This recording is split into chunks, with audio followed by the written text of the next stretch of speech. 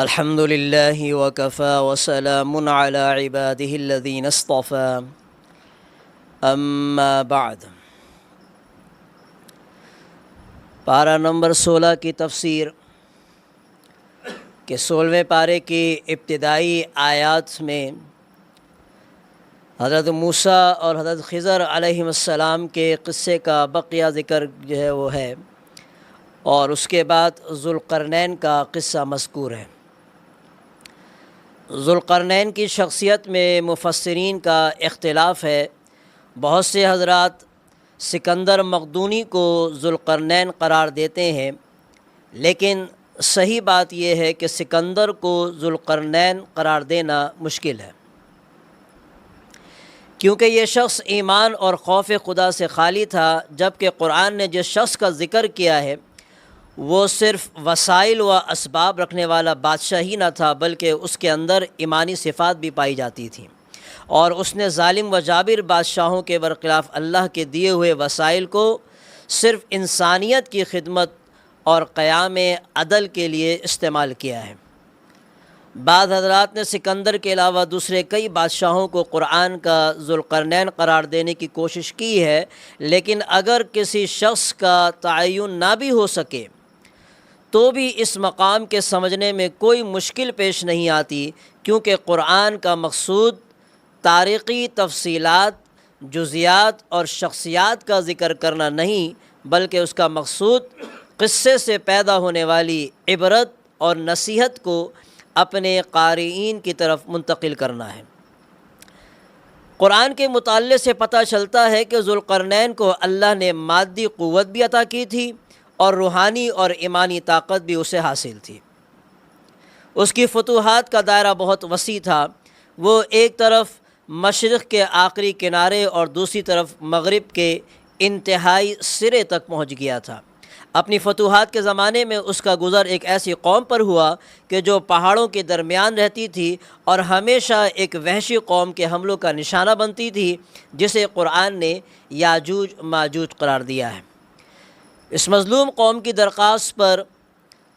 ذوالقرنین نے ایک ایسی مضبوط دیوار تعمیر کر دی جس کی وجہ سے وہ یاجوج ماجوج کی یورش اور حملوں سے محفوظ ہو گئے۔ یہ دیوار قرب قیامت میں ریزہ ریزہ ہو جائے گی اور یاجوج ماجوج پوری دنیا میں پھیل جائیں گے۔ تو ذوالقرنین مادی وسائل کی بہتات کے باوجود اللہ پر ایمان رکھتا تھا، جبکہ مادیت پرست افراد اور بادشاہ ظاہری اسباب ہی کو سب کچھ سمجھتے ہیں۔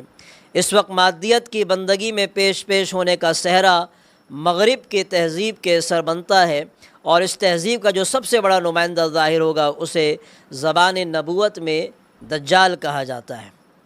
اور لگتا یہی ہے کہ ظہور میں اب زیادہ دیر نہ ہوگی، کیونکہ ایمان اور مادیت کے درمیان آخری معرکہ برپا ہونے میں اب تھوڑا وقت ہی باقی رہ گیا ہے۔ مبارک ہیں وہ لوگ جو دجالی تہذیب اور دجال کے ظہور کے وقت اپنے ایمان بچانے میں کامیاب ہو جائیں گے۔ تو سورہ کہف کے اختتام پر گویا ان لوگوں کو حکم دیا گیا ہے جو صرف مادیت اور ظاہری وسائل ہی کو سب کچھ نہیں سمجھتے، کہ پس جو کوئی اپنے پروردگار سے ملنے کی آرزو رکھتا ہے چاہیے کہ اچھے کام انجام دے اور اپنے پروردگار کی بندگی میں کسی دوسری ہستی کو شریک نہ کرے۔ سورہ کہف یہاں ختم ہوتی ہے، اور اس کے بعد سورہ مریم ہے کہ سورہ مریم مکی ہے اور اس میں 98 آیات اور 6 رکوع ہیں۔ دوسری مکی صورتوں کی طرح سورہ مریم میں بھی اللہ کے وجود، توحید اور بعث و جزا سے بحث کی گئی ہے، اور اس صورت میں اللہ تعالیٰ نے مختلف انبیاء کرام علیہم السلام کے قصے بھی ذکر فرمائے ہیں۔ سب سے پہلے حضرت زکریہ علیہ السلام کا قصہ بیان ہوا ہے کہ جو بوڑھے ہو چکے تھے اور ہڈیاں بھی ان کی کمزور پڑ چکی تھیں اور بال ان کے سفید ہو چکے تھے، اہلیہ بوڑھی تھی اور بانجھ بھی۔ حضرت زکریہ علیہ السلام کی عمر 120 سال اور ان کی اہلیہ کی عمر 98 سال ہو گئی تھی۔ تو بظاہر اب اولاد ہونا ممکن نظر نہیں آتا تھا، لیکن پھر بھی اللہ کے سامنے ہاتھ اٹھا دیے اور بیٹا مانگنے سے پہلے بارگاہ رب العالمین میں 3 امور عرض کیے۔ پہلا یہ کہ میں بہت کمزور ہوں، اور دوسرا یہ کہ میں مایوس نہیں کیونکہ آپ نے کبھی بھی میری دعا رد نہیں فرمائی، اور تیسرا یہ کہ اس دعا سے میرا مقصد دین کی منفعت ہے۔ اس کے بعد صراحتاً اپنی دینی خلافت کے لیے اللہ سے بیٹا مانگا، لیکن ساتھ ہی یہ درخواست بھی کی کہ ایسا بیٹا عطا فرمانا جس سے تو بھی خوش ہو اور تیرے بندے بھی خوش ہوں۔ تو اللہ تعالیٰ نے یہ دعا قبول فرمائی اور انہیں حضرت یحییٰ علیہ السلام کی صورت میں انتہائی صالح اور عابد و زاہد بیٹا عطا فرمایا، جسے نبوت سے بھی سرفراز فرمایا۔ حضرت یحییٰ علیہ السلام کی ولادت کا قصہ بیان کرنے کے بعد اس سے بھی زیادہ عجیب قصہ بیان فرمایا گیا ہے، اور وہ سیدنا مسیح علیہ السلام کی ولادت کا قصہ ہے۔ بے شک حضرت یحییٰ علیہ السلام کی ولادت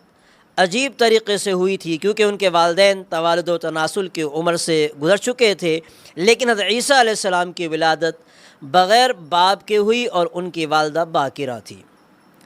یہاں سورہ مریم میں اللہ تعالیٰ نے تفصیل سے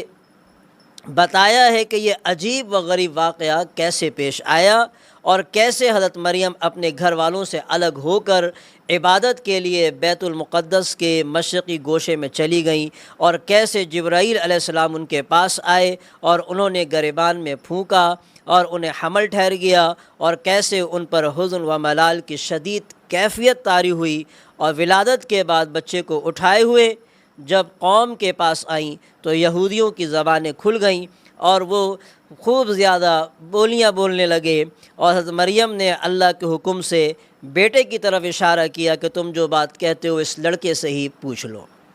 وہ بھی حیران ہوئے کہ یہ بچہ جو ایک پالنے میں ہے وہ کیسے بات کرے، تو اللہ تعالیٰ نے ایک معجزہ دکھا دیا، اور وہ یہی کہ حضرت عیسیٰ علیہ السلام کہ جو اس وقت پالنے میں تھے، ان کی زبان سے جو پہلا کلمہ نکلا وہ یہ تھا کہ انی عبد اللہ، یقیناً میں اللہ کا بندہ ہوں۔ دنیائے رنگ و بو میں قدم رکھنے کے بعد زندگی کے اس موڑ پر جب کہ ابھی بولنے کی عمر تک شروع بھی نہیں ہوتی، تو معجزانہ انداز میں اپنی والدہ کی پاک دامنی بتانے کے لیے وہ بولے، اور بولے بھی تو آپ کی زبان پہ پہلا ہی کلمہ یہ تھا کہ انہوں نے جو آپ کے بارے میں غالی قسم کے عیسائیوں نے ایک بات، ایک شرکیہ عمارت جو کھڑی کی ہوئی تھی، اس کو حضرت عیسیٰ علیہ السلام نے اپنے اس ایک ہی جملے کے اندر گرا دیا، اور آپ نے اپنے اسی اعجازی خطاب میں فرمایا کہ مجھے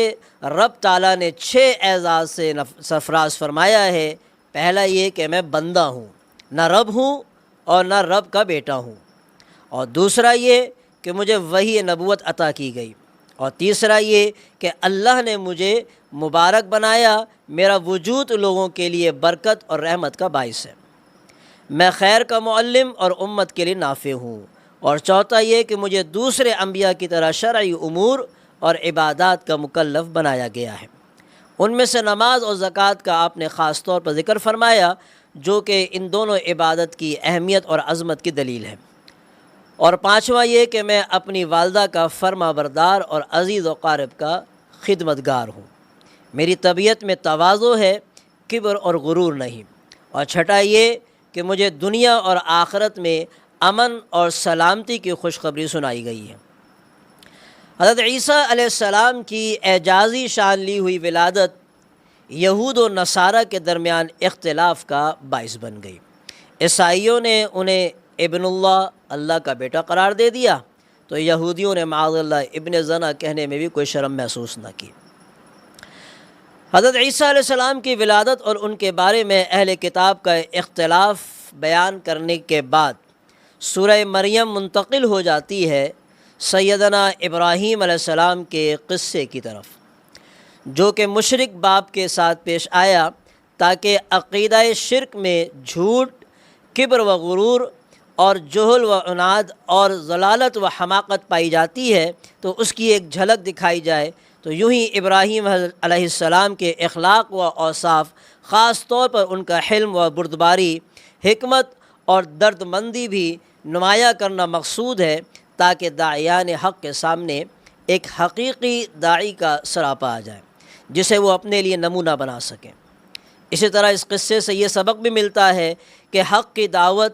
اور حق پہ استقامت کی وجہ سے حضرت خلیل پر کیسے باران رحمت نازل ہوئی، ان کی نسل میں ایک بڑی امت پیدا ہوئی، ان کے اولاد میں انبیاء، صلحاء اور بالخصوص حضرت خاتم النبیین صلی اللہ علیہ وسلم پیدا ہوئے۔ اور یہ بات بڑی عجیب ہے کہ دنیا کی ہر قوم اور ہر ملت ان کی طرف اپنی نسبت کرنے میں فخر محسوس کرتی ہے۔ تو سورہ مریم بتاتی ہے کہ جب ابراہیم علیہ السلام نے شعور کی آنکھیں کھولیں تو اپنے والد کو بت پرستی میں پایا۔ تو جب آپ کو نبوت سے سرفراز کیا گیا تو آپ نے دعوت توحید و اصلاح کا آغاز اپنے گھر ہی سے کیا اور اپنے والد کو نرمی اور محبت سے سمجھانے کی کوشش کی۔ باوجود باپ کے مشرک ہونے کے آپ نے اپنی گفتگو میں ادب کا تمام پہلو جو ہے وہ ملحوظ رکھا، لیکن آپ کے والد آزر دھمکیوں پہ اتر آیا اور کہنے لگا کہ اگر تم بتوں کو برا بھلا کہنے سے باز نہ آئے تو میں تمہیں سنسار کروں گا اور تم مجھے ایک طویل زمانے تک چھوڑ دو۔ جب مسلسل دعوت کے باوجود نہ والد آزر راہ راست پر آیا اور نہ ہی قوم کی سمجھ میں آپ کی دعوت آئی تو آپ محض اللہ کی رضا کے خاطر عراق سے شام ہجرت فرما گئے، اور اللہ کے لیے قوم اور خاندان کو چھوڑنے کا صلہ اللہ نے یہ دیا کہ حضرت اسماعیل، حضرت اسحاق اور حضرت یعقوب علیہ السلام کی صورت میں ان کو اور بیٹے عطا فرمائے، اور اس کے علاوہ اور پھر ان کے اور اولادیں اور نبوت جو ہے وہ عطا فرمائی۔ اس کے بعد سورہ مریم حضرت موسیٰ، حضرت ہارون، حضرت اسماعیل اور حضرت ادریس علیہ السلام کا تذکرہ کرتی ہے اور بتاتی ہے کہ ان انبیاء کے جانشین ایسے لوگ ہوئے جنہوں نے نمازیں ضائع کی اور خواہشات اور شہوات کی بندگی کا راستہ اختیار کیا۔ تو اس کے بعد بتایا گیا کہ مشرکین جنہوں نے بعث و جزا کا انکار کرتے ہیں انہیں جہنم کے ارد گرد جمع کیا جائے گا۔ اور سورت کے اختتام پر بتایا گیا کہ مومنوں کے لیے اللہ تعالیٰ دلوں میں محبت پیدا کر دے گا اور موجودہ مجرموں کو بھی پہلے مجرموں کی طرح ہلاک کر دیا جائے گا۔ تو جو لوگ اللہ تعالیٰ کے مرضیات کے سامنے اپنی خواہشات کو فنا کر دیتے ہیں اور خالص اسی کے ہو کر رہ جاتے ہیں، ان کی محبت انسانوں کے قلوب میں پیدا کر دی جاتی ہے، جو کہ حقیقت میں نتیجہ ہوتی ہے خود باری تعالیٰ کی محبت کا، جیسا کہ صحیحین اور مسند احمد میں روایت ہے کہ رسول اللہ صلی اللہ علیہ وسلم نے فرمایا کہ اللہ تعالیٰ جب اپنے کسی بندے سے محبت کرتا ہے تو جبرائیل علیہ السلام کو بلا کر اطلاع دے دیتا ہے کہ میں اپنے فلاں بندے سے محبت کرتا ہوں، تم بھی اس سے محبت رکھو۔ جبرائیل اس سے محبت کرنے لگتے ہیں اور پھر آسمان میں اعلان کر دیا جاتا ہے کہ اللہ تعالیٰ فلاں بندے سے محبت کرتا ہے، تم بھی اس سے محبت کرو۔ چنانچہ آسمان والے اس سے محبت کرنے لگتے ہیں اور پھر زمین والوں کے دلوں میں بھی اس کی قبولیت اور محبت رکھ دی جاتی ہے۔ اس کے برعکس جب اللہ تعالیٰ کسی بندے سے ناراض ہوتے ہیں تو اس کی اطلاع جبرائیل کو دیتے ہیں اور جبرائیل اس سے نفرت کرنے لگتے ہیں اور پھر سارے آسمان والوں کو اس کی اطلاع دیتے ہیں، چنانچہ وہ سب اس سے نفرت کرنے لگتے ہیں۔ پھر اس نفرت کا اثر زمین پر ظاہر ہوتا ہے اور زمین والے بھی اس سے نفرت کرنا شروع کر دیتے ہیں۔ سورہ مریم کے بعد 16ویں سپارے میں سورہ طٰہٰ ہے۔ یہ سورہ طٰہٰ مکی ہے اور اس میں 135 آیات اور 8 رکوع ہیں۔ حضرت ابن عباس رضی اللہ عنہما سے روایت ہے کہ سورہ طٰہٰ اور سورہ مریم کے بعد سورہ طٰہٰ سورہ مریم کے بعد نازل ہوئی، اور دونوں صورتوں کے درمیان مضمون کے اعتبار سے بھی واضح مناسبت پائی جاتی ہے کہ حضرت موسیٰ علیہ السلام کا قصہ جو کہ سورہ مریم میں اجمالی طور پر مذکور تھا وہ سورہ طٰہٰ میں تفصیل کے ساتھ آیا،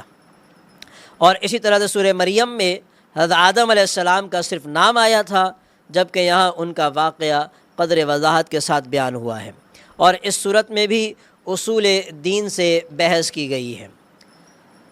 طٰہٰ نبی کریم صلی اللہ علیہ وسلم کے ناموں میں سے ایک نام ہے، اور یہاں اس کے ذریعے آپ کو خطاب کرتے ہوئے فرمایا گیا ہے کہ ہم نے آپ پر قرآن اس لیے نازل نہیں کیا کہ آپ مشقت میں پڑ جائیں۔ اصل بات یہ تھی کہ حضور اکرم صلی اللہ علیہ وسلم قرآن کی تلاوت اور دعوت دونوں میں بے پناہ مشقت اٹھاتے تھے۔ راتوں کو نماز میں اتنی طویل قرات فرماتے کہ پاؤں مبارک جو ہے اس میں ورم آ جاتا، اور پھر انسانوں تک قرآن کے ابلاغ اور دعوت میں بھی اپنی جان جھونکوں میں ڈالتے تھے، اور جب کوئی اس دعوت پر کان نہ دھرتا تو آپ کو بے پناہ غم ہوتا۔ اسی لیے رب کریم نے کئی مقامات پر آپ کو تسلی دی۔ یہاں بھی یہی سمجھا گیا کہ آپ اپنے آپ کو زیادہ مشقت میں نہ ڈالیں۔ اس قرآن سے ہر کسی کا دل متاثر نہیں ہو سکتا، یہ تو صرف اس شخص کے لیے نصیحت ہے جو دل میں اللہ کا خوف رکھتا ہے۔ یہ سمجھانے کے بعد اللہ نے اپنی بعض صفات ذکر فرمائی ہیں تاکہ آپ کو قلبی اطمینان ہو کہ اللہ میرے ساتھ ہے، وہ میری حفاظت جو ہے وہ کرے گا اور مجھے کسی حال میں بھی تنہا نہیں چھوڑے گا۔ اس وضاحت کے بعد گویا نمونے کے طور پر حضرت موسیٰ علیہ السلام کا قصہ ذکر کیا گیا، اور اللہ اپنے مخصوص بندوں کی حفاظت کے لیے خصوصی انتظام کرتا ہے۔ حضرت موسیٰ علیہ السلام کا قصہ قرآن کریم میں دوسرے انبیاء کے مقابلے میں زیادہ تفصیل اور تکرار کے ساتھ آیا ہے، کیونکہ اس میں عجیب و غریب واقعات اور اشارات ہیں جو انسان کو اللہ کی نعمتوں اور قدرت کے بارے میں غور و فکر کی دعوت دیتے ہیں۔ شاید اس تکرار میں ایک حکمت یہ بھی ہو کہ ہر زمانے میں کوئی نہ کوئی فرعون ہوتا ہے جس کے مقابلے کے لیے اہل ایمان کو مستعد رکھنا ضروری ہے۔ یہاں سورہ طٰہٰ میں آیت 9 سے 98 تک تقریباً مسلسل حضرت موسیٰ علیہ السلام کا قصہ بیان ہوا، اور اس میں آپ کی زندگی کے بیشتر واقعات آج آ گئے ہیں، لیکن ان میں تقدیم و تاخیر ہے۔ مثال کے طور پر آپ کے تذکرے کے ابتدا مدین سے واپسی، آگ دیکھنے اور باری تعالیٰ سے شرف ہم کلامی اور نبوت ملنے کے واقعات سے ہو رہی ہے، اور ولادت کے بعد صندوق میں بند کر کے دریا میں ڈالنے کا واقعہ بعد میں ذکر کیا گیا، حالانکہ زمانی ترتیب کے اعتبار سے پہلا واقعہ بعد میں اور دوسرا پہلے پیش آیا۔ تو ایسا کرنے کی ایک بڑی وجہ تفنن ہے، یعنی ایک ہی واقعے کو قرآن انداز بدل بدل کر بار بار بیان کرتا ہے تاکہ پڑھنے والے اکتا بھی نہ جائیں اور ان کی نظریں واقعے کے جزیات تلاش کرنے کے بجائے عبرت اور نصیحت کے اصول پر مرکوز ہوں۔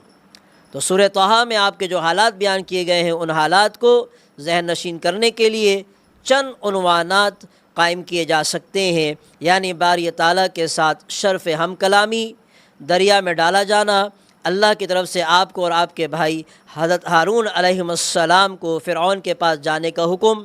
اور فرعون کے ساتھ موعظہ حسنہ کے اصول کے تحت مباحثہ، اس کا مقابلہ کے لیے جادوگروں کو جمع کرنا، حضرت موسیٰ علیہ السلام کی فتح کہ فرعون نے موسیٰ علیہ السلام کے مقابلے کے لیے جادوگروں کو جمع کیا، حضرت موسیٰ علیہ السلام کی فتح ہوئی اس میں، اور ساحروں کا قبول ایمان، راتوں رات بنی اسرائیل کا اللہ کے نبی کی قیادت میں مصر سے خروج، فرعون کا بمہ لاؤ لشکر تعاقب اور ہلاکت، کریم و رحیم مولا کی نعمتوں کے مقابلے میں بنی اسرائیل کا کفران اور ناشکرہ پن، اور سامری کا بچھڑا بنانا، اور اسرائیلیوں کی ضلالت، اور تورات لے کر حضرت موسیٰ علیہ السلام کی طور سے واپسی اور اپنے بھائی پر غصے کا اظہار۔ ان آیات کے مطالعے سے حضرت موسیٰ علیہ السلام پر رب کریم کے 7 خصوصی انعامات سامنے آئے۔ فرعون کے ظلم اور پکڑ سے حفاظت، جب کہ وہ اور اس کے کارندے نومولود اسرائیلی بچوں کی تلاش میں مارے مارے پھر رہے تھے، اور فرعون کے دل میں اللہ تعالیٰ نے آپ کی حضرت موسیٰ علیہ السلام کی محبت ڈال دی، یہاں تک کہ جب بھی وہ آپ کو دیکھتا تھا تو آپ سے محبت کرنے لگتا تھا، اور آپ کی تربیت اور پرورش کا خصوصی اہتمام اور نگرانی، اور پوری عزت اور احترام کے ساتھ اور رضاعت کے لیے حقیقی والدہ کی طرف آپ کو لوٹا دینا، کہ آپ کی جو حقیقی والدہ تھیں اللہ نے ایسا انتظام فرما دیا کہ وہ بھی جو ہے وہ آپ کے فرعون کے گھر پہ آتی تھیں اور موسیٰ علیہ السلام کو جو ہے دودھ پلا کر جاتی تھیں۔ اسی طرح سے حضرت موسیٰ علیہ السلام سے ایک قبطی جو ہے وہ قتل ہو گیا، لیکن آپ کو قصاص میں قتل ہونے سے بچا لیا گیا۔ مدین سے واپسی پر آپ کو نبوت عطا کر دی گئی، اللہ نے آپ کو شرف ہم کلامی بخشا اور اپنے قرب اور محبت کے لیے آپ کو منتخب فرمایا۔ اس قصے کے آخر میں قرآنی قصص کے نزول کی حکمت اور قرآن سے اعراض کرنے والوں کو قیامت کے دن جس سزا کا سامنا کرنا پڑے گا اس کا ذکر ہے۔ پھر اسی کی مناسبت سے آیت نمبر 102 سے 112 تک قیامت کے ہولناک احوال کا بیان ہے، اور یہ بتانے کے لیے کہ بھول چوک انسان کی فطرت میں داخل ہے۔ پہلے حضرت آدم علیہ السلام کے نسیان کا ذکر کیا گیا، پھر ابلیس کے ساتھ ان کا جو معاملہ ہوا اس کو بیان کیا گیا۔ تو جو لوگ قرآن سے اعراض کرتے ہیں ان کے لیے وعید ہے کہ ان کی زندگی تنگ ہو جائے گی اور انہیں قیامت کے دن اندھا کر کے اٹھایا جائے گا، اور ایسے جو ہے وہ انکار کرنے والے اور ایسے قرآن سے بھاگنے والوں کے حال پر اظہار تعجب کیا گیا ہے جو قرآن کریم جیسا عظیم معجزہ دیکھ لینے کے باوجود عصا اور ناقہ جیسے معجزہ دیکھنے کا مطالبہ کرتے ہیں، کہ تمام معجزات دیکھنے کے باوجود پھر جو ہے انبیاء کرام سے جو ہے معجزات کا مطالبہ کرتے ہیں۔ اور آخری آیت میں حضور اکرم صلی اللہ علیہ وسلم کو حکم دیا گیا ہے کہ آپ ان لوگوں سے کہہ دیجئے کہ سب اعمال کے نتائج کے منتظر ہیں، پس تم بھی منتظر رہو، اور عن قریب تمہیں معلوم ہو جائے گا کہ سیدھی راہ پر چلنے والے کون ہیں اور جنت کی راہ پانے والے کون ہیں۔ وآخر دعوانا ان الحمد للہ رب العالمین۔